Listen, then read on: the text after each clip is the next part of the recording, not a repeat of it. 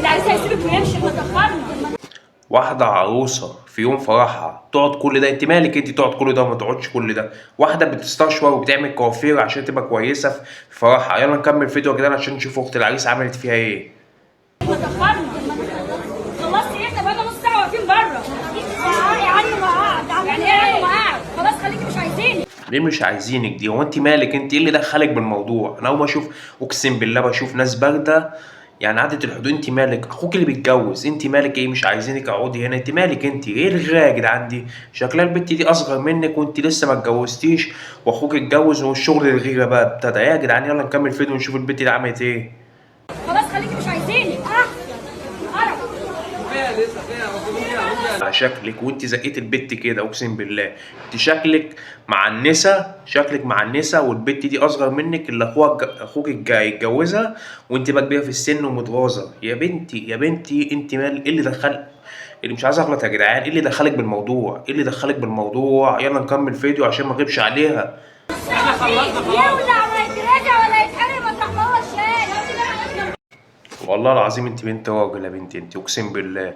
واحده في يوم فرحها، الواحده بتروح من الساعه 7 الصبح تعمل دوك ومحاره تخلص على الساعه 5 بالليل. سيبيها في يوم فرحها، يعني البنت عمرها ما دخلت كوافير في حياتها. بتخش كوافير يوم فرحها عشان تظبط نفسها بقى والكلام ده. انت بقى متغاظه منها، خليكي بره. او ما كنتش جيتي اصلا كنت طلعتي على الفرح من بره ولا ايه بقى؟ شغل الغيره بدا وشغل الحموات شغل العمات والكلام ده. يا جدعان اللي شايفينه ده، يا جدعان اللي شايفينه مش قوي كده يعني. ده انت اعوذ بالله منك سهنة. واحد قليل الادب مش محترم جاي يقول لي تعالي قضي معايا ساعه واديكي دول. هو انا شكلك روحتي مع الساعة. يلا نكمل فيديو عشان نشوف هي عملت ايه وجابت فلوس دي منين. بتاعت كده؟ بس انا كاميرو خدتهم. ده انت مش بتاعت كده، انت بتاعت هناك. يا لهوي يا جدعان، يلا نكمل فيديو عشان نشوف المحترمة دي عملت ايه وجابت الفلوس دي منين اهم حاجة. بس الا الشرف طبعا ما رحتش قضيت ساعه حتى مواصلاتي.